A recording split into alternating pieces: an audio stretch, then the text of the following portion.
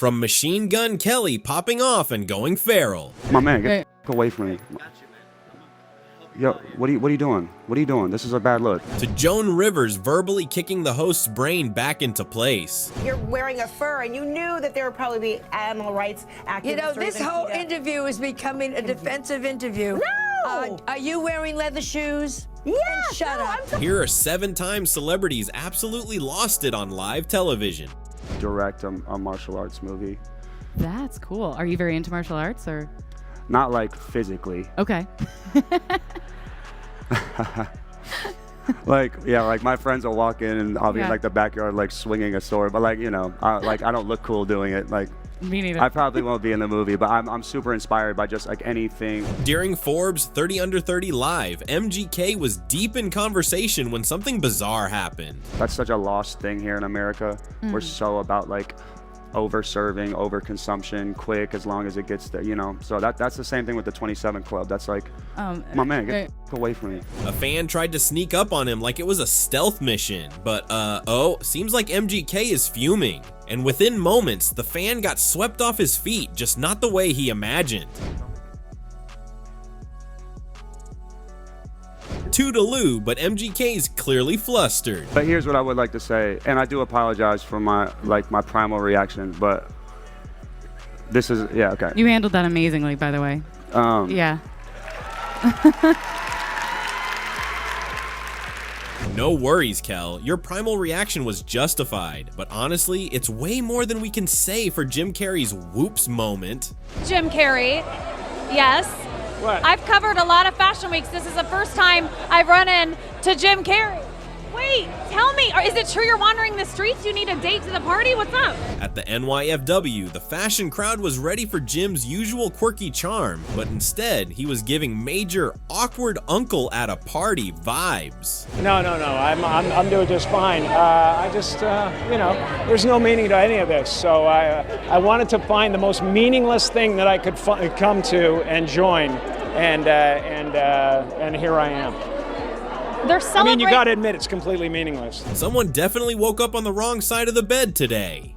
Easy up, Jim. They're celebrating icons inside. Celebrating Do you believe in icons, boy, that is just the absolute lowest aiming, you know, possibility that we could come up with.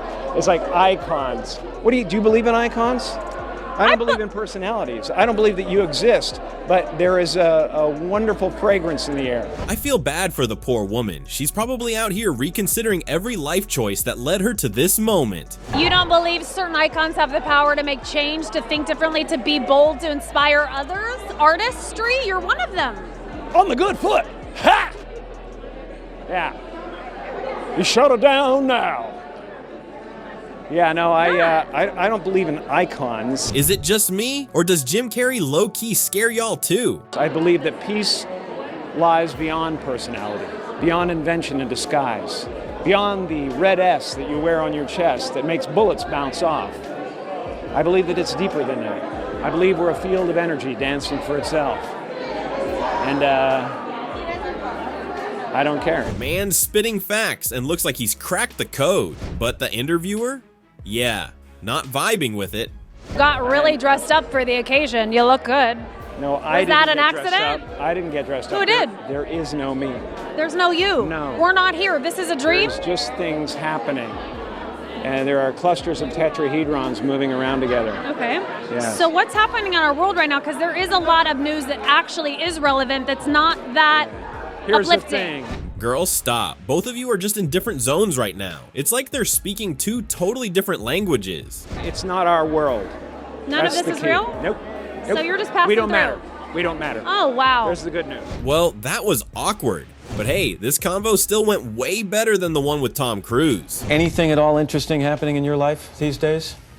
Yeah, you know, same old, Yeah? same old. Same old you know what? Same old, you know what. How are you handling this?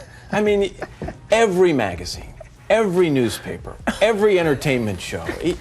What's it like for you to be living through this right now? Yep, it's the infamous Tom Cruise and Matt Lauer interview. Tom's talking about his new film, his new relationship, and of course, his love for Scientology. It's just a great time in my life. I'm really happy. I'm engaged, I'm going to be married, and I can't restrain myself. You know, It's like you have two little cords on your cheeks and your teeth just keep showing. Everything's going smooth at first, but then boom, things go south real fast. I don't have any problems. So when you hear the cynics, Mr. Cruz, and you've heard them, who say this is publicity for a movie, this relationship, or this is Tom Cruise in his 40s trying to become or stay relevant for a younger audience. And that's why he's out there talking about this relationship with this lovely young lady who happens to be sitting right over there. How do you respond to that? Oof, the questions are getting tough, and Tom's face is straight up screaming he's gearing up for battle. You know what? There's always cynics. There's always has been, there always will be. Do you laugh about it or just bug you? No, you gotta just...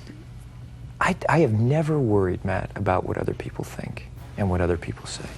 If Matt were smart, he'd back off those sensitive questions, but nah, he's just digging in deeper. Katie, close your ears for a second, okay? You have said that Katie is the real thing. She is sensational. She's magnificent. Can you explain to me what she's brought to your life that hasn't been brought to your life in the past? You know, I don't want to compare things. I just say... I don't mean that. No. Read the room, Matt. Seriously, read the room. Katie has mentioned that she is embracing, or at least exposing herself and opening herself up to Scientology. At this stage in your life, could you be with someone who doesn't have an interest? You know, Scientology is something that you don't understand. It's like you could be a Christian and be a Scientologist. You do you, but asking jabby questions about anyone's beliefs? Big no-no. Scientology is something... So it doesn't replace religion. And it is a religion because it's dealing with the spirit, you know, you as a spiritual being. And it's something that there's tools that you have that you apply to your life. Oh no, Tom's face is getting real serious, y'all, and this is about to be a total train wreck. It's very impressive to listen to you because clearly you've done the homework and you know the subject. And you should. And you should do that also because just knowing people who are on Ritalin isn't enough. You should be a little bit more responsible in knowing I'm really... not prescribing. Things got even messier when Matt poked his nose into Tom's criticism of Brooke Shields and her use of antidepressants. Before I was a Scientologist, I never agreed with psychiatry. And then when I started studying the history of psychiatry, I started realizing more and more why I didn't agree with psychiatry. And as far as the Brooke Shields thing is, look, you gotta understand, I really care about Brooke Shields. I think here's a wonderful and talented woman. Wait for it. Wait for it. And I know that psychiatry is a pseudoscience. Boom. And Tom's dead serious about it, but you can tell this conversation is about to get way more heated. Here we are today, where I talk out against drugs and psychiatric abuses of electric shocking people, okay, against their will, of drugging children with them not knowing the effects of these drugs. Do you know what Adderall is? Do you know Ritalin? Do you know now that Ritalin is a street drug? Ladies and gentlemen, you're watching two psychopaths trying to out-psychopath each other. This was not against her will, though. But this wasn't against Brooke's will. Matt, I'm asking you a question. I understand there's abuse of all of these things. No, you see, here's the problem. You don't know the history of psychiatry. I do. Aren't there examples, and might not Brooke Shields be an example of someone who benefited from one of those drugs? All it does is mask the problem, Matt. And if you understand the history of it, it masks the problem. Come on, Tom, this ain't a movie. People have real problems, and yeah, they use medicine. Deal with it. You're not getting to the reason why. There is no such thing as a chemical imbalance. So postpartum depression to you is Matt, kind of a little psychological gobbledygook?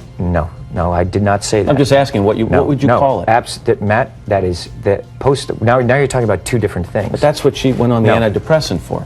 Can both of you please chill for a second? There's ways of vitamins and through exercise and various things. I'm not saying that isn't real. That's not what I'm saying. That's an alteration of what I'm saying. I'm saying that drugs aren't the answer. That these drugs are very dangerous. They're mind-altering, antipsychotic drugs.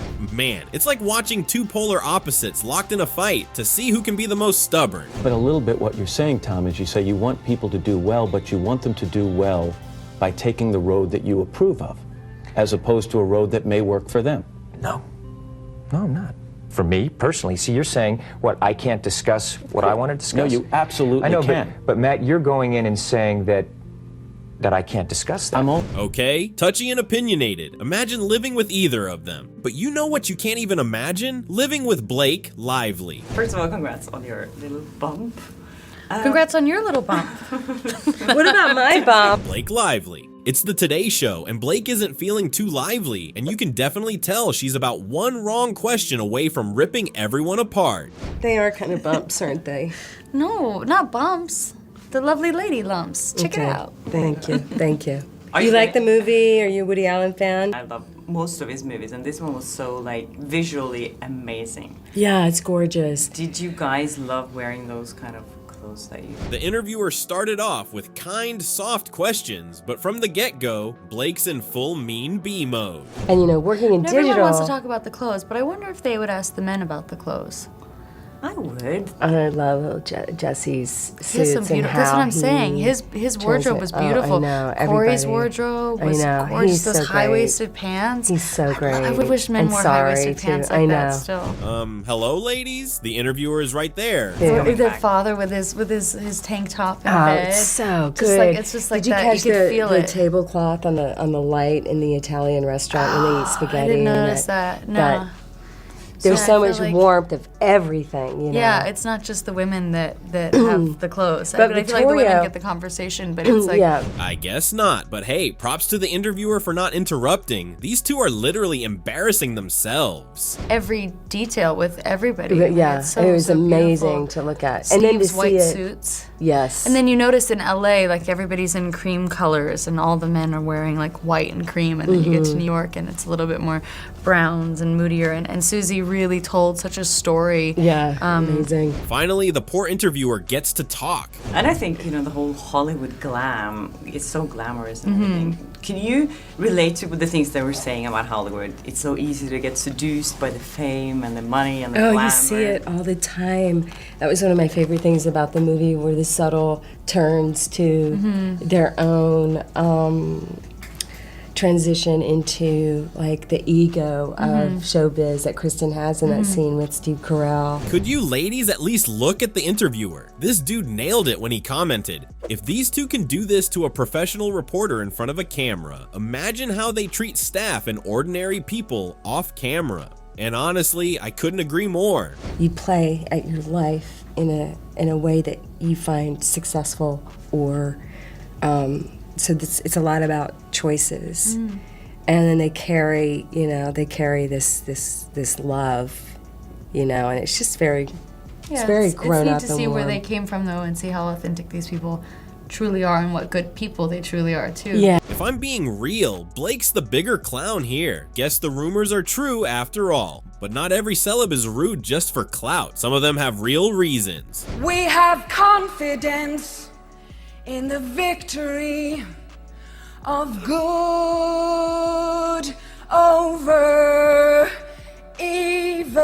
Sinead's 1992 performance on Saturday Night Live remains one of the most controversial moments in television history. Why? See for yourself. Evil.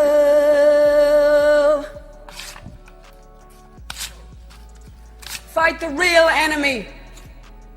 Yup, she just ripped the Pope's picture to shreds. If you're confused, this comment might make it clear, but not all old school celebs were exactly on the same side. Crispin Glover is the perfect example. My next guest is a very talented young man. He probably best remembered as Michael J. Fox's father in a film called Back to the Future. He is now starring in a motion picture called River's Edge. Folks, please welcome Crispin Glover.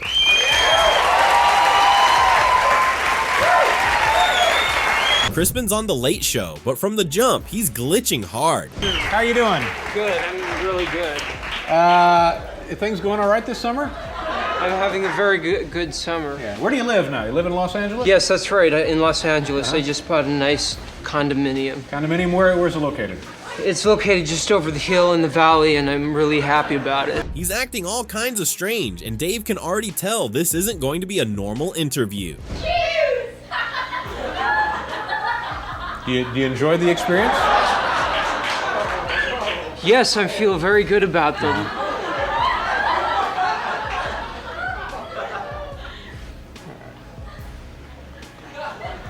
I notice you have something there in the case. Dave's face says it all. He's not amused, and his patience is wearing thin real fast. I knew that this was going to happen, and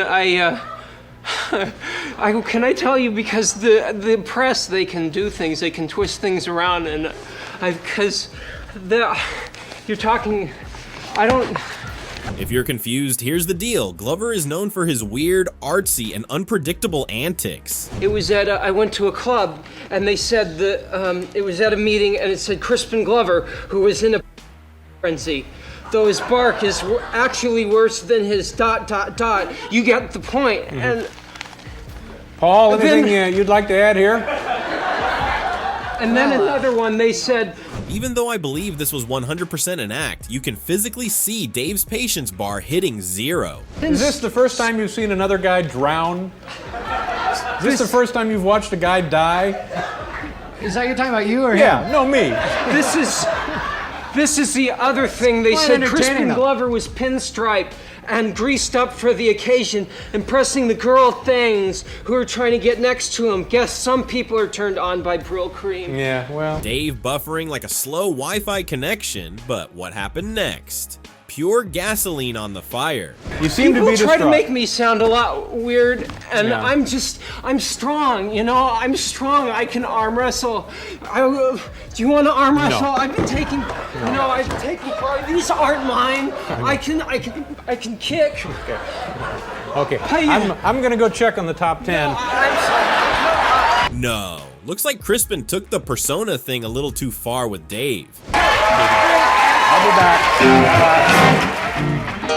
Come on, Dave, I get it. Crispin's way ahead of his time trolling everyone, but don't be a wuss. Hey, welcome back to the show. We're running a little short of time tonight. I would have loved to chatted more with Crispin Glover, but I understand he had a cab to catch, and well, traffic this time of night here in Midtown is pretty brutal, so we wanted to ensure every possibility that he would get wherever he was going on time. But you know who doesn't take any disrespect? Joan freaking Rivers. In all these, I guess forays, it's been, very, very good to you. And you've got best-selling books. You sell out on stage, even with your fashion critiquing. While it's very mean in some ways, people can't wait to hear what you have to say. Really? It's not. During a CNN interview, the anchor kept grilling Joan Rivers about her book cover and fashion police. And it was a total vibe check fail. It's not mean. I tell the truth. I'm sure I say the same things that all your viewers say to their friends sitting next to them on the couch. We're one of the few shows that says, that's an ugly dress. And that's okay. These ladies make $28 million a picture. Is it just me, or does the interviewer's face give major evil face energy? Nicki Minaj cares. I didn't like her dress. When you're in that kind of a bracket, you don't really care. Yeah, you're not really worried about feelings being hurt. Well, not when it's about dresses. It's not about them. It's about clothing. Okay. Well, what about when it is about something, that really does seem off limits to a lot of people? Girl, firstly, remember who you're talking to. Secondly, what's up with those weird as hell facial expressions? Even in your book, you kind of joke about the death of Casey Anthony's baby, Princess Diana surviving so many landmines and who she dated. I mean, do you feel like there are boundaries ever, even if it makes people uncomfortable or offend people, or what? Life is very tough, and if you can make a joke to make something easier and funny, do it. Bullseye! And you can see the burn on the interviewer's face. But Darlene, I don't know what your life has been like, but I have a lot of people who have gone through hell, and if you can make, Winston Churchill said, if you make someone laugh, you give them a little vacation. And maybe you take the worst thing in the world and make it funny. It's a vacation for a minute from horror. Yeah, and people love to laugh. Looks like the Lady Devil isn't done with that passive aggression yet. I mean, clearly that's why people love you. But they also know that you have some shock value to you. I mean, you're on the cover of your book. You're wearing a fur, and you knew that there would probably be animal rights activists. This whole interview is becoming a defensive interview. No! Are you wearing leather shoes? Yeah, shut up. I'm talking. Woohoo! Now that's aggression and definitely not passive. You don't try to be sly with Joan. You're wearing fur. You're wearing leather shoes. I'm not an activist, but I'm saying you're eating chicken. You're eating meat. I don't want to hear this nonsense. come to me with a paper belt and I'll talk to you. But you did hear it in some of those press conferences. There were people who were upset, and you're just saying, no, you know, I'm going. I really am going because all you have done is negative. People, I'm in love with Joan's no BS attitude. Love, love, love it. 50 years, I am put on earth to make people laugh. My book is funny. I wear fur that was killed 15 years ago. I work for animal rights. Stop it with, and you do this, and you're mean, and you're that. You are not the one to interview a person who does humor. Sorry. Are we serious? Yes, we are. Bet that reality check tasted real bitter. The public was also in awe of Joan's response. Here's what this commenter had to say. I love how Joan knew this was going to go viral and cause publicity, and she flipped this interview on its head and ended up getting more press to cover it. She was so smart. Spot on, buddy, spot on. If you like this video about celebrities losing their minds on live TV, you'll love this next video, so click here to watch.